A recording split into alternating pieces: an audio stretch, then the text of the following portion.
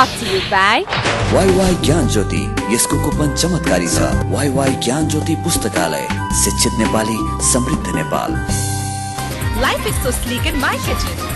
Have a life kara enjoy. Authorized distributor for Nepal, Kitchen Concepts Private Limited.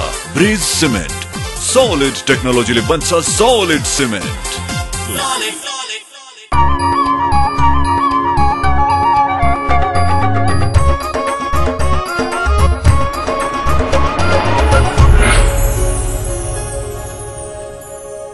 Himalaya television देख रहा सभी दर्शकों में मैं दयाराम अग्रवाल को प्यार भर्यो अभिवादन हूँ। आप सभी को चाहे तो एकमात्र मारवाड़ी कार्यक्रम आपनो नेपाल आपनो गौरव में आप सबको स्वागत है। आओ कार्यक्रम में आगे बढ़ा आपकी पंक्तियां से।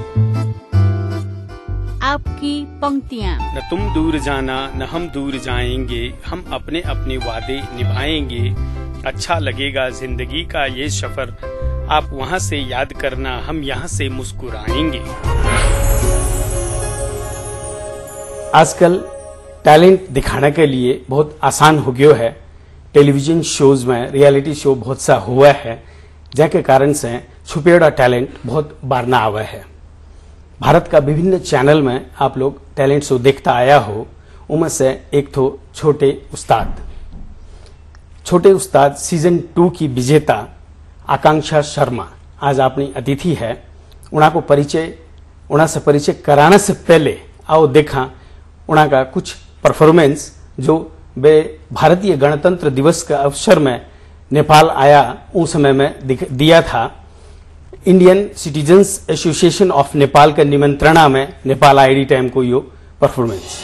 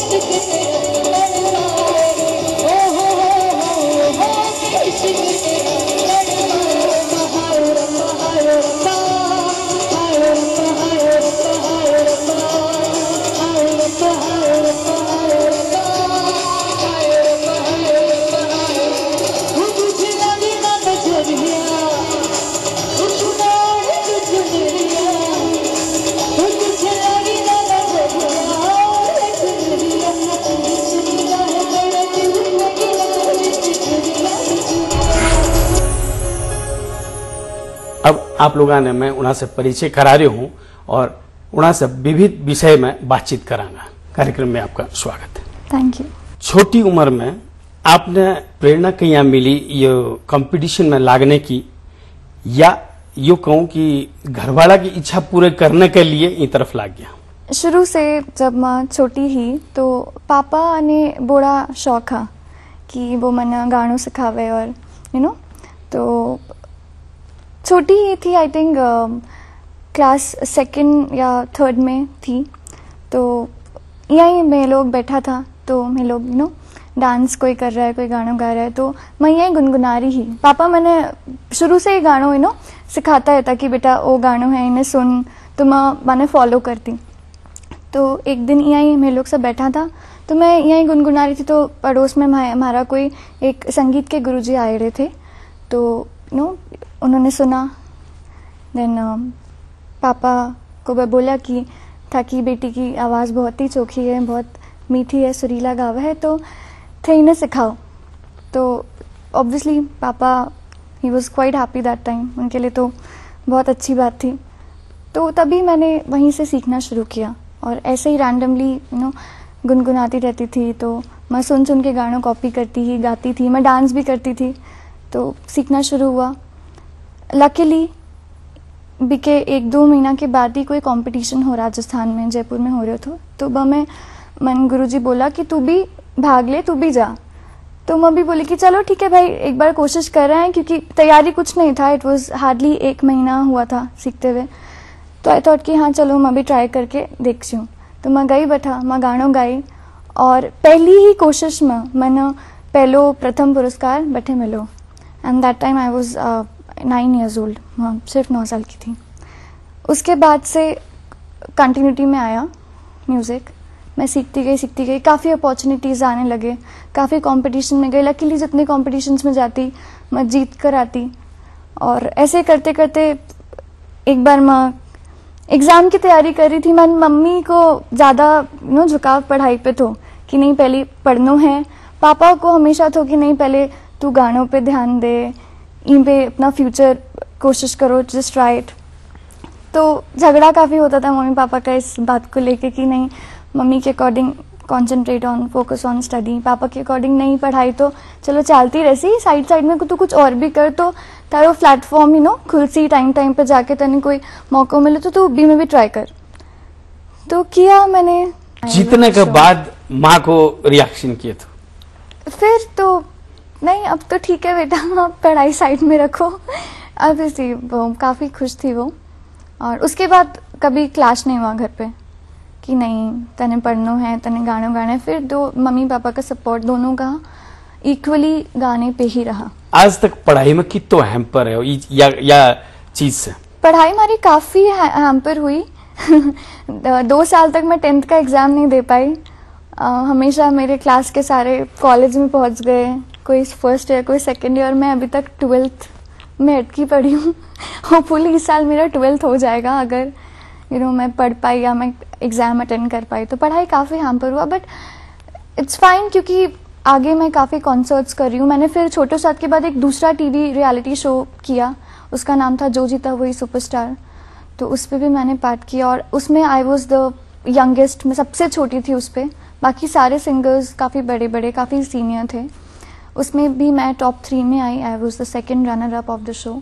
तो वो भी काफ़ी अच्छा प्लेटफॉर्म था। उसके बाद मैंने आशिकी के स्क्रैचेस गाए, गाना फ्रेम किया और ऑल ओवर मैं काफ़ी कॉन्सर्ट्स कर रही हूँ। तो अभी कोई झगड़ों को नहीं, अब बार तो दोनों ही खुश है कि नहीं अब बार तो तू गाने पे ही फोकस कर, गानों ही गानों है। कितना लोगों के बीच में से जीत का आया थे? जब मैं बॉम्बे गई थी after getting selected from Jaipur, तब वहाँ पे अप्रॉक्सीमेटली 85 to 100 कंटेस्टेंट्स थे। उसमें से I was the top 10 and उसके बाद I was the only winner. तो ऑडिशन के बाद 85 to 100 कंटेस्टेंट्स के बीच में से मेरा टॉप 10 में सिलेक्शन होता। और उसके पहले there were so many, there were thousands from India, thousands from Pakistan as well. तो वो तो अनकाउंटेबल थे। सो जो 80-85 जो कंटेस्टेंट्स था उना में वे कमजोर था या थे अच्छा था? नहीं, मैं ये नहीं बोलूँगी कि कोई कमज़ोर था या कोई अच्छा था। देखिए काफ़ी सारी चीज़ें लक पे बहुत डिपेंड करती है। मैं बहुत अच्छा गाती हूँ, आप भी बहुत अच्छा गाते हैं, हम दोनों का आज कंपटीशन है, हमारे सामने जजेस बैठे हैं। मैं स्टेज पे गई, मैं आज नर्वस हो गई, मेरा गाना बिगड़ गया। आप स्टेज पे गए, आप आज बहुत कॉन्फिडेंस थे, आपका गाना बहुत अच्छा हो गया। उस पर्टिकुलर टाइम के लिए, उस पर्टिकुलर मोमेंट के लिए आप अच्छे सिंगर है, मैं बुरी सिंगर हूँ। लेकिन इसका मतलब ये नहीं कि मैं बुरी और आप अच्छे। तो इट्स ऑल बिकॉज आपका टाइम पे डिपेंड करता है। सिंगर्स सारे अच्छे थे, नो डाउट। इनफैक्ट मुझसे ज़्यादा ट्रेन थे। I have not been trained into classical music, मुझे क्लासिकल नहीं आता है, मैंने फॉर्मली ट्रेनिंग नहीं ली है। लेकिन मेरे से जो और लोग थे वो लोग 5-5 साल से क्लासिकल म्यूज़िक का रियाज कर रहे थे और बहुत अच्छा गाते थे, नो डाउट। मुझसे बहुत सीनियर थे, बहुत अच्छा गाते थे।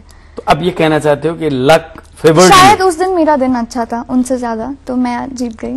अभी आपने क्लासिकल की जो बात की, हाँ जी, अच्छे सिंगर बनने के लिए क्लासिकल रियाज या शास्त्रीय संगीत कितना जरूरी है? बहुत जरूरी है।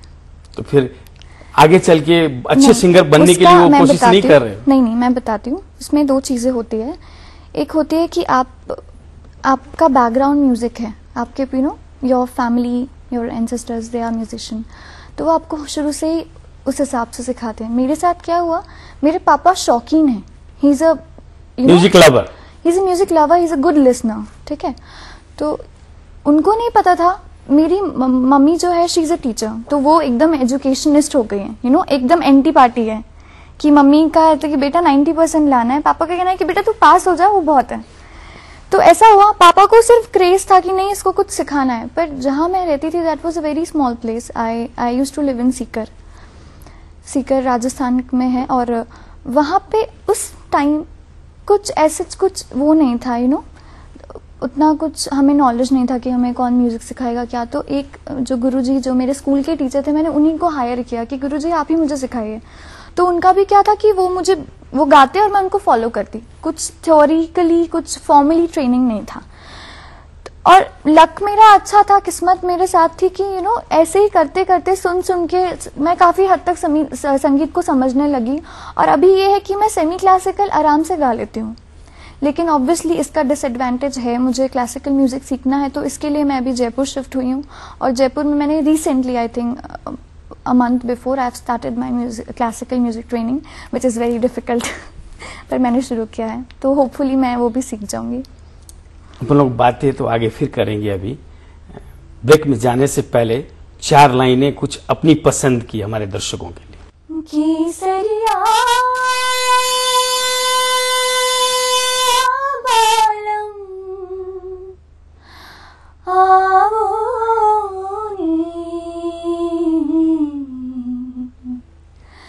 पधारो मारे देश जी, अजी पिया प्यारी ढोला आवनी, पधारो मारे देश आवनी, पधारो मारे देश जी, अजी पिया प्यारी ढोला आवनी, पधारो मारे देश।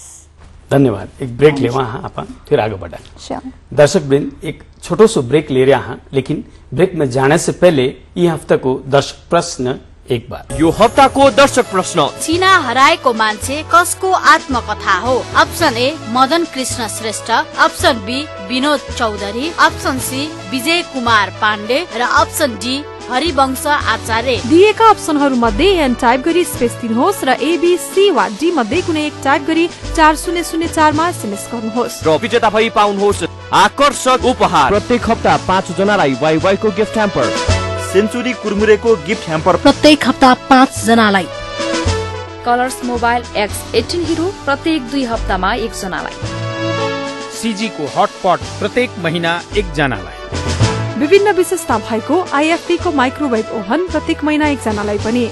विजेताको नाम आउँदो शनिबार बिहान 10:15 बजे आफ्नो नेपाल आफ्नो गौरवमा घोषणा गरिनेछ। Brought to you by WaiWai ज्ञान ज्योति, यसको कुपन चमत्कारी छ। वाईवाई ज्ञान ज्योति पुस्तकालय, शिक्षित नेपाली समृद्ध Nepal. Life is so sleek in my kitchen. अब लाइफ करा enjoy. Authorized distributor for Nepal, Kitchen Concepts Private Limited. Bridge cement, solid टेक्नोलॉजीले बन्छ सॉलिड सिमेन्ट। ब्रेक के बाद आप सबको फिर से स्वागत है। अभी आप बातचीत कर रहे हैं आकांक्षा शर्मा से, आओ ये बातचीत ने फिर से आगे बढ़ावा। 13-14 वर्ष की जो उम्र हुआ है बच्चा की, वो उम्र में खेलने कूदने की उम्र, बच्चों को नहीं चाहे, कोई भी किस्म की जिम्मेवारी लेना को नहीं चाहे। वो उम्र में रियाज अगर करना पड़े या रियाज करता जब वो ऑडिशन में ये छोटे उस्ताद के लिए, तो कितनी मुश्किल फील करता, या फिर आपको पैसन तो ये लिए कोई खास बात कौन थी? मैं आज तक कंप्लेन करती हूँ मम्मी से कि मेरे क्लासमेट्स या मेरे फ्रेंड्स सब school, colleges, movies, friend circle, party party and all, मेरा कभी नहीं रहा। एक कोई गिनती का दोस्त नहीं है मेरा, एक कोई मैं बोलूं कि हाँ ये मेरा दोस्त है, ऐसा कोई है नहीं। तो कमी खलती है उस चीज़ की, लेकिन फिर ऐसा लगता है कि जो चीज़ मेरे पास है वो उन लोगों के पास नहीं है। आज आई एम वर्किंग, होपफुली अगर इसी तरह अच्छा सब कुछ चलता रहा, सभी का आशीर्वाद रहा, तो आगे कुछ सालों में मैं एस्टैब्लिश हो जाऊंगी, विच इज़ आज के लोग इस ज़माने में अपने आप को एस्टैब्लिश करने के लिए लोग पता नहीं क्या क्या करते हैं, कितनी मेहनत करते हैं, और जो लोग नहीं करते वो आगे जाके कितना स्ट्रगल करते हैं। और जो 13-14 साल की आपने बात बोली, तो वो रियाज मैंने नहीं किया, मेरे पापा का थप्पड़ मुझे रियाज करवाता था। He used to like scold me a lot. वो सामने बिठा के मुझे 1-1, 2-2, 3-3 घंटे तक रियाज कराते थे। अगर पापा नहीं कराते तो मैं नहीं करती, टू बी वेरी ऑनेस्ट, क्योंकि उतना पेशेंस नहीं होता था। ऑब्वियसली यू आर लाइक 13-14 और मैं तो बहुत छोटी थी, आई स्टार्टेड एट 9-10। तो गुरुजी रात को कॉम्पिटिशन के 1 महीने पहले से गुरुजी रात को 12-1 बजे तक, मुझे आज भी याद है मेरा माय फर्स्ट सॉन्ग जो मैंने सबसे पहले कंपटीशन में परफॉर्म किया था, इट वाज थाड़े रही हो बाकी यार, पाकीज़ा की ठुमरी थी। मैं बहुत छोटी थी सो, एंड मुझे नहीं पता था कि थाड़े रही हो का मतलब क्या होता है, बाकी यार क्या है ये, क्या होती है ठुमरी। मेरे एक तरफ मेरे हारमोनियम वाले गुरुजी, एक तरफ मेरे तबला वाले गुरुजी, एक तरफ मेरी मम्मी के हाथ में चाय का कप, एक तरफ मेरा भाई ठंड का टाइम था मेरे कंपटीशन का, वो बेचारा उकड़ू मुकड़ू होके वो बैठा होता था बेड पे, सुन रहा है कि पका रही है, कब से एक ही गाना गा रही है। उधर पापा खड़े होते थे और वो लोग एक ही गाना, बेटा वो एक लाइन है उसमें धातिटे धातिटे धाधा तिटे कुछ तिड़कत आता है, वो मुझे उन लोगों ने 10 दिन तक ना 1-1 घंटे तक रटवाया डांट के। मैंने बोलती मैं थक गई, मुझे नहीं समझ आ रहा है, मुझे नहीं याद होगा, लेकिन उन लोग ने मुझे याद कराया। 1-1 घंटे पापा बैठते थे रियाज कराने के लिए, और जब मैं कंपटीशन में वो गाना गाई तो मुझे लिटरली लोगों ने स्टैंडिंग ओवेशन दिया, because I was just 9 years old and I was singing the Tarana and all पूरे गाने का। तो बाद में वो थप्पड़ के टाइम पे तो बहुत गुस्सा आता था कि क्या है ये, पापा डांट के मेरे को डांट रहे हैं, पापा बताओ, पापा मेरे को बोल रहे हैं नहीं करोगी तो ऐसे है वैसे है। लेकिन उस टाइम रियलाइज हुआ कि वो कितना प्रेशियस था। आज मैं खड़ी हूँ, आज पीपल कम टू, सारा श्रेय पापा को जाता है क्या इस चीज का, ये बोलना चाह रहे हो? बिल्कुल, आप बिल्कुल, मेरे पापा को सारा श्रेय जाता है, हर एक बात उन्हीं। मम्मी का रोल ही नहीं है क्या? नहीं यार ऐसा मत बोलिए, मम्मी का रोल है। अभी मम्मी मेरे साथ ट्रैवल करती है। हर एक आदमी का थिंकिंग एक नहीं होता। मेरे पापा का थिंकिंग ये था कि बेटा पढ़ाई सब कुछ नहीं है, आज पढ़ाई के में बहुत कंपटीशन है, आज 98% स्कोर करने वाला को भी कुछ काम नहीं है, आज के टाइम में अपना कंडीशन ये है, तो क्यों ना तुम पढ़ाई पे मेहनत करो, लेकिन उससे ज्यादा तुम किसी और चीज में करो जिसमें कि तुम्हारा पैशन है, तुम्हारा टैलेंट है, तुम उसको आगे जाके अवेल कर सकती हो। तो बस यही था। मम्मी बिकॉज फिल्म इंडस्ट्री में जगह बनाना बहुत मुश्किल है, और इतनी कम उम्र में तो कोई सोचता भी नहीं है। आई एम लकी इनफ कि मैं पहले चांस में ही मैं जीत के आ गई। लोग कितना मेरे सामने, जब मैं इवेंट में, मैं जब कंपटीशन में जाती थी तो 3-3, 4-4 लड़कियां ऐसी थी कि वो बेचारे 4-5 साल से ऑडिशन देते थे, और वो एक बार सिलेक्ट होते तो दूसरे में आउट होते, दूसरे में जाते तो तीसरे में आउट होते। तो मम्मी का सोचना गलत नहीं था। मम्मी को था कि बहुत मुश्किल है फिल्म इंडस्ट्री, ये सब नहीं होता है, कुछ बहुत मुश्किल है, बहुत अजीब चीज है, कहाँ हम लोग जा पाएंगे, तो तुम अपना पढ़ाई करो। पर पापा back of the mind Marwari होने का या मारवाड़ी कल्चर का कुछ हिस्सा भी था क्या माँ के? नहीं, ऐसा कुछ नहीं था। नहीं ऐसा कुछ कि लड़कियों को आगे नहीं आना। Not at all. इसमें मैंने आपको सिंपल सा रीजन यही था कि फिल्म इंडस्ट्री में अपने आप को एस्टैब्लिश करना बहुत मुश्किल है, बहुत मुश्किल है। इट्स कुछ कोई नहीं कर पाता इतनी आसानी से। तो मम्मी का ये था कि बेटा पढ़ाई तो पहला प्रायोरिटी है, तुम इसको अपने शौक पे रखो साइड में। लेकिन पापा का ये था कि नहीं, तुम इसको अपना पैशन, अपना वो बनाओ, अपना काम बनाओ। और मेरी किस्मत अगेन आई से कि by the grace of God मैं जीती, और आज काफी अच्छा लगता है। लोग फोटोग्राफ खिंचवाने आते हैं, ऑटोग्राफ मांगते हैं, तो काफी प्राउड फील होता है, लगता है कि हाँ। लेकिन obviously it's not at all the end. अभी तो I have just started, it's the beginning. After being the celebrity, अब जो पहले के दोस्त फ्रेंड्स जो भी थे, उनमें और आज में क्या अंतर पाते हो, उस समय में और आज में? जैसे मैंने पहले आपको बताया कि फ्रेंड कभी भी ऐसा कुछ क्लोजनेस वाला फ्रेंड कभी रहा ही नहीं। क्लोजनेस तो नहीं रहा, लेकिन एक सेलिब्रिटी हो जाने के बाद क्लोजनेस बढ़ जाता है। हाँ बिल्कुल। जब मैं जीत के आई शो, तब मैं उस टाइम क्लास 9th में थी। तो मैं अपने स्कूल गई वापस पढ़ने के लिए कि 10th का एग्जाम तो देना ही है भाई, 10th 12th तो करना ही पड़ेगा। तो कुछ वही काफी स्कूल में पढ़ाई कम होता था और गैदरिंग ज्यादा होती थी, सब सारे क्लास के बच्चे आते थे। वहीं कुछ लोग ऐसे थे जो जेलस करते थे, टांग खिंचाई करना, आई डोंट नो क्यों ऐसा करते थे, हालांकि मेरा कभी नेचर ऐसा कुछ रहा नहीं कि मैं कुछ डिफरेंस करूं। लेकिन हाँ, काफ़ी लोगों ने जाके, लेकिन वो पता चलता है कि वो सिर्फ मतलब से है और कुछ लोगों का, तो अल्टीमेटली मेरा ऐसा कुछ फ्रेंड सर्कल कभी नहीं रहा। और जो लोग थे, काफ़ी लोगों ने कांटेक्ट किया, मैं टच में भी थी, पर बिजीनेस इतना हो गया ना कि अब उनकी बातें कुछ और होती थी कि आज कौन सी मूवी लगी है, आज हम लोग को नेक्स्ट वीकेंड ये मूवी देखने जाना है, तो वहाँ पे ये वाला पिज्ज़ा अच्छा मिलता है, तो वहाँ पे ये कपड़ा अच्छा मिलता है। और मेरा क्या उस टाइम बिल्कुल चेंज हो गया था, शो के दिमाग में रहता। बिल्कुल, मैं बहुत फोकस थी कि नहीं यार, अभी तो मुझे टाइम नहीं है, मुझे रियाज करना है, मेरी शूटिंग का टाइम है, मुझे बॉम्बे जाना है, मेरा ये मेरा वो। तो फिर उन लोगों को लगा कि आई हैव बीन सो प्राउडी, सी वो तो कहीं आजकल जाती नहीं है, उसको तो बहुत नखरे हो गए हैं। तो अब उनको एक्सप्लेन तो मैं कैसे करती, आप चाह के भी कुछ कई बार आप चीज़ें एक्सप्लेन नहीं कर सकते। अब उनसे दिमाग लगाने से तो मैं बोलती कि ठीक है भाई, तुम लोग जाओ, तुम लोग भले, मैं तो ऐसी हूँ। आपकी पसंदीदा कलाकार कौन, गायक और गायिका में? My like obviously the legendary Lata Mangeshkar, वो तो सभी की पसंदीदा है। उनके अलावा जो आजकल के जो सिंगर्स है, उसमें मुझे श्रेया घोषाल और अरिजीत सिंह बहुत पसंद है। लता मंगेशकर जी का किसी गाने की 4 लाइन सुनाइए जरा। पास आइए कि हम नहीं आएंगे बार बार, बाहें गले में डाल के हम रोए जार जार, आँखों से फिर ये प्यार की बरसात हो न हो, शायद फिर इस जन्म में मुलाकात हो न हो, लग जा गले से। Thank you. हम एक फिर से ब्रेक लेते हैं, फिर आगे बढ़ेंगे। Sure. दर्शक वृंद, एक फिर से एक छोटो सो ब्रेक ले रहा है।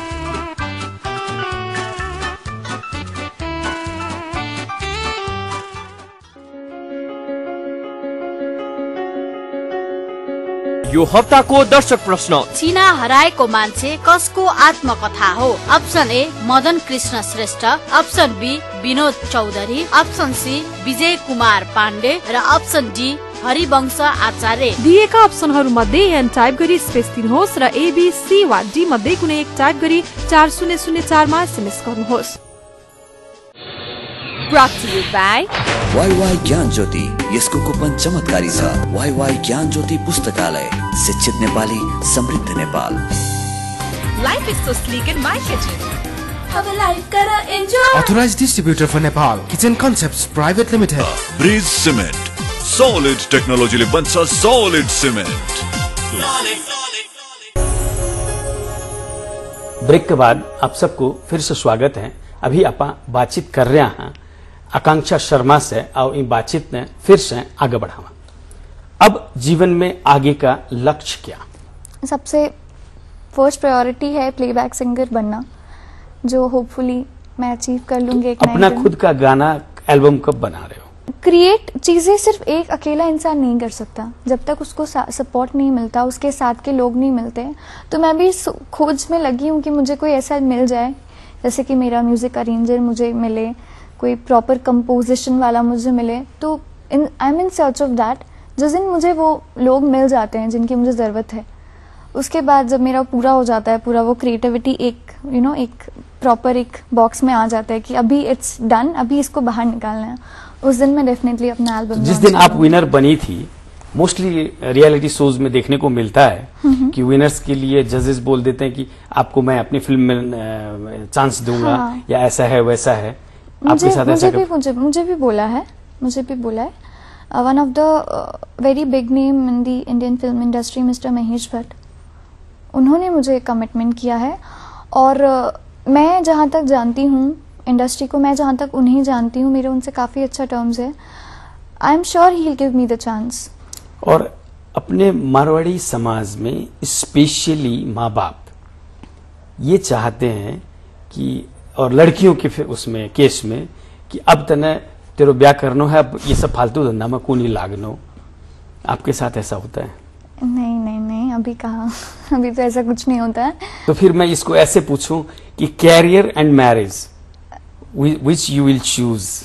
आई कैन नॉट चूज। करियर बहुत इंपॉर्टेंट है, at the same time marriage बहुत इंपॉर्टेंट है। आज के टाइम में आपको एक सपोर्टिव पार्टनर मिलना बहुत डिफिकल्ट है। आप बाइनोक्यूलर्स लगा के ढूंढोगे तो भी नहीं मिलेगा। That's my challenge. मतलब I have seen many people. Career important है, लेकिन over passionate, over career oriented होना भी गलत है। आफ्टर बीइंग अ सेलिब्रिटी, छोटा भाई कितनी गुस्सा होता है उसको कि भाई खाली दीदी की पूछ हो रही है, अब भाई को नहीं हो रही। ये होता है, वो इस चीज़ का हम लोग खास ख्याल रखते हैं कि कभी उसको ऐसी फीलिंग ना आए। लेकिन चलते चलते कभी ऐसा हो जाता है। जैसे मैं अपने इवेंट्स में बहुत बिजी रहती हूँ, मम्मी मेरे साथ ट्रैवल करती है, मैं अकेले ट्रैवल नहीं करती। तो कई बार होता है कि आज मेरा दिल्ली में है, कल भोपाल में, कल यहाँ है, कल वहाँ है। तो 10-15 दिन का मेरा ट्रिप चल रहा है, मम्मी घर ही नहीं जा रही। तो मेरा तो चलो चलता है कि चलो ठीक है दीदी बिजी है पता है, पर मम्मी तो चाहिए उसको। तो उसका कंप्लेन ये होता है कि ठीक है तुम्हारे वजह से तो देखो मम्मी भी तुम्हारे साथ ही जाती है। तो ताना वाना मारते रहता है वो, बट ठीक है छोटा है, मैं उसको खुश कर देती हूँ, ऐसा कुछ नहीं है। अच्छा, जो नेपाल में जो लड़के लड़कियां सिंगिंग लाइन में जाना चाहते हैं, डिपेंडिंग ऑन योर एक्सपीरियंस, आप क्या टिप्स दोगे उनको? बिल्कुल, इसमें वही दो चीज होती है, एक तो आप शौकिया करते हो और एक आपको you want to pursue it as your career. तो जो इसको करियर बनाना चाहते हैं उनको पहली बात तो एक चीज बहुत दिमाग में बिठा लेना चाहिए कि boss it's a very lengthy process and it's gonna take plenty of your hard works and efforts and बहुत सारा पेशेंस का जरूरत है। Not just the candidate but their parents, क्योंकि पेरेंट्स एंड द फैमिली। बिल्कुल बिल्कुल, क्योंकि क्या होता है ना कि आज पे को पता चला है, इस न्यूज़पेपर में मैंने ऑडिशन देखा तो हम रेडी हो गए, हाँ ऑडिशन देने जाना है, नहीं हुआ, मुंह लटका के घर वापस आ गए। 2 बार गए, 3 बार गए, 4 बार गए, फिर मम्मी पापा का सपोर्ट नहीं मिलता कुछ लोगों को कि अरे क्या है यार जाती हो, कुछ होता तो नहीं है, अभी रहने दो, घर बैठो पढ़ाई करो। तो ये चीज़ बहुत क्लियर करना पड़ेगा कि इसमें बहुत एफर्ट्स, बहुत पेशेंस और बहुत स्ट्रगल की जरूरत है। तो पहले तो दीन दुनिया को अनसक्सेस को एक्सेप्ट करना पड़ेगा, रिजेक्शन को एक्सेप्ट करना, this is what you can say, rejection, क्योंकि यहाँ रिजेक्शन बहुत बुरी तरह से होता है। नेपाल कैसा लगा? No words, amazing. In fact I am regretting, मेरा अगर आगे इवेंट नहीं होता तो मैं जो ऑर्गेनाइजर जिन्होंने मुझे बुलाया है उनको बोल के मैं रुकी जाती यहाँ पे, but I can't do that because I have my events. घूम नहीं पाई ज्यादा, but next time definitely I am gonna visit again. अब जाते जाते हमारे दर्शकों के लिए तुम्हारा अपना पसंद का गाना। मैं तेनू समझावा कि ना तेरे बाजू लगदा जी, तू की जाने प्यार मेरा, मैं करा इंतजार तेरा, तू दिल तू यूं जान मेरी, मैं तेनू समझावा कि ना तेरे बाजू लगदा जी। Thank you. आप हमारे इस कार्यक्रम में आए, इसके लिए आपका बहुत बहुत आभार है। थैंक यू और सो मच। आपको आगे बहुत बहुत सफलता मिले ये कामना करते हैं। Thank you. दर्शक वृंद, अभी आप बातचीत कर रहा था गायिका आकांक्षा शर्मा से। आप लोग इना की बात सुनिया और इना को जो कहना है, कोई भी कैरियर में असफल होने के लिए सबसे पहले तैयार होना जरूरी है, उनके बाद ही सफलता मिल सके है। इतना कहते हुए अब जाते जाते पिछले हफ्ते पूछे गए दर्शक प्रश्न को जवाब, उनका विजेता को नाम और यह हफ्ता को दर्शक प्रश्न फिर से एक बार।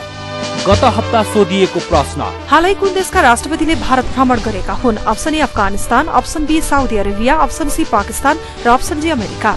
यसको सही उत्तर हो अप्सन जी अमेरिका।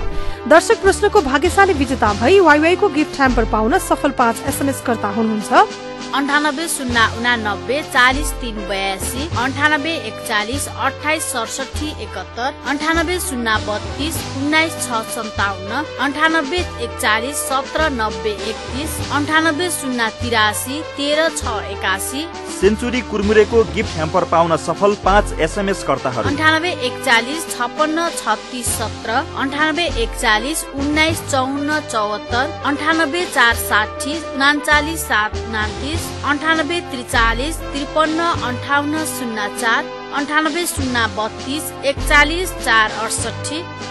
बधाई छ। यो हप्ताको दर्शक प्रश्न, चिना हराएको मान्छे कसको आत्मकथा हो? Option A Madan Krishna Shrestha, option B Vinod Chaudhary, option C Vijay Kumar Pandey र अप्सन डी हरिवंश आचार्य। दिएका अप्सनहरू मध्ये एन टाइप गरी स्पेस दिनुहोस् र ABC वा डी मध्ये कुनै एक टाइप गरी 4004 मा SMS गर्नुहोस्। आज के लिए यो कार्यक्रम इतना ही। अगले शनिवार फिर नई सामग्रियां के साथ उपस्थित रहूंगा। तब तक के लिए मन भी इजाजत दो और इन कार्यक्रम के बारे में आपकी कोई भी सलाह सुझाव प्रतिक्रिया हो तो मेरे से टेलीफोन संपर्क कर सको हो 98 498 23 804 में, या ईमेल संपर्क कर सको हो आपनो nepal@himalaytv.com पर। और अब आप फेसबुक संजाल में भी हाँ आपनो नेपाल पेज में जाकर के सारी जानकारी ले सको हो और पुराना एपिसोड देखने के लिए YouTube में लॉग ऑन कर सको हो और अब आप लोग माने ट्विटर में भी फॉलो कर सको हो। नमस्कार।